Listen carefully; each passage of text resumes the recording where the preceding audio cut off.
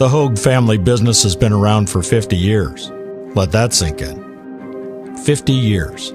My father, Guy Hogue, he was always a woodworker, craftsman. For a long time, we thought everything was made out of wood. I mean, you didn't go buy anything, you just made it. The camper that we went camping in was made by Dad. It took me quite a while, actually, to realize or understand that this was unusual. I thought that's just the way life was at first.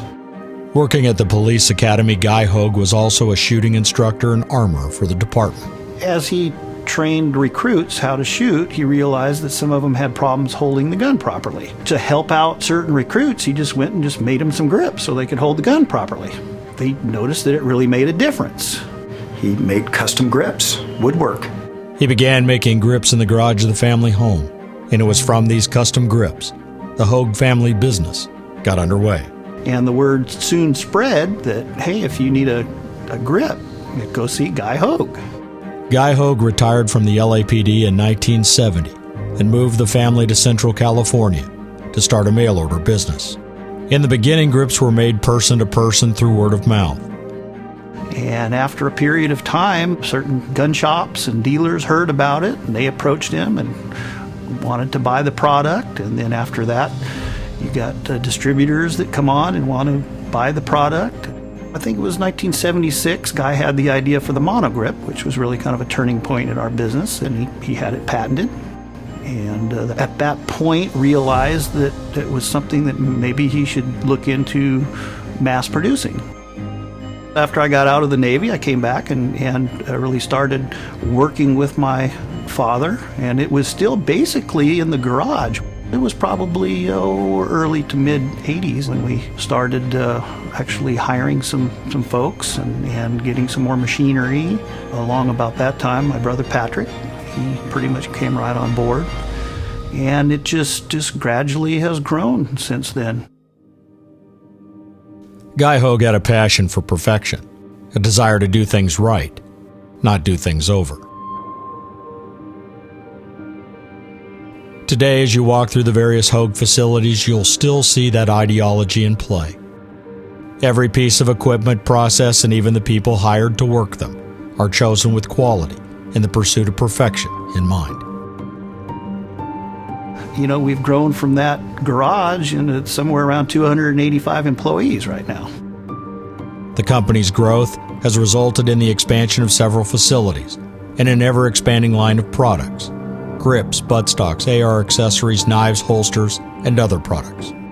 With over 7,000 product codes in a package today, I can tell you, I don't know how all that happened.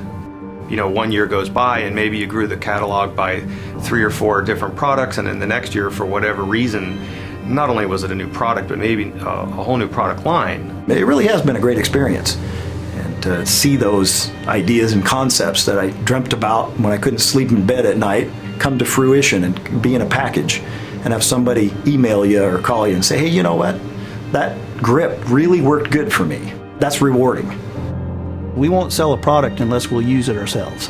And it's been a winning formula for us. While they are well known for grips, too few know about their knives and holsters.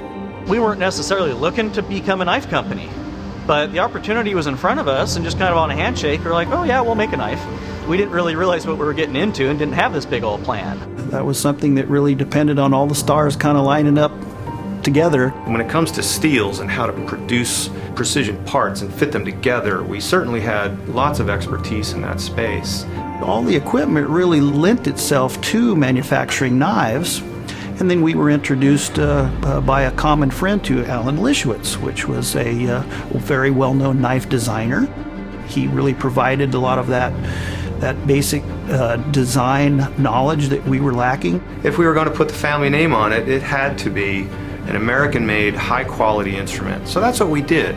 The stars kind of had to line up. We had the manufacturing ability, he had the design ability, and it's made for a real good marriage. They have a knife-making operation that rivals the capability of the top knife manufacturers in the industry. The product and the process are second to no one.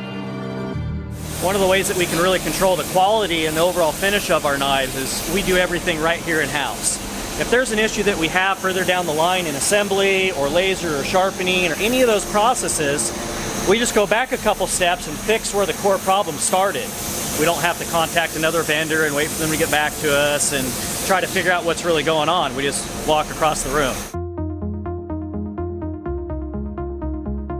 You know, we've been a vertically integrated manufacturing business for, 35 to 40 years, where we do everything in-house. Material comes in bulk steel or bulk wood, and it gets transformed into the final product. To me, that is what is special about our company, is we're not an engineering firm. We're not a job shop. We are both. We design, we develop, we manufacture, we put it in a package, and we sell it. And because we do those things, we have learned the quickest way from point A to point B. It's really an evolution. It's just something that didn't happen overnight.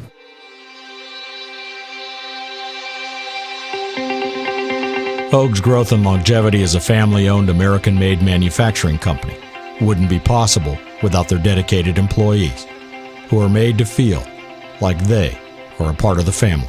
Each and every one of our employees are valued as part of our family. We're always trying to drive that fire within somebody to see the best in themselves.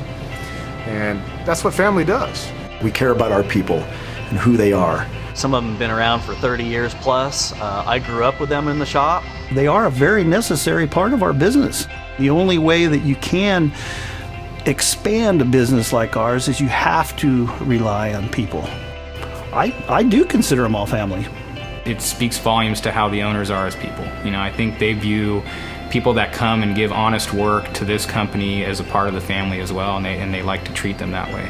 Any family business has to start with trust and codependence, and living up to that requirement every day is kind of an honor when everybody else is working as hard as you are. Change in business is not always easy.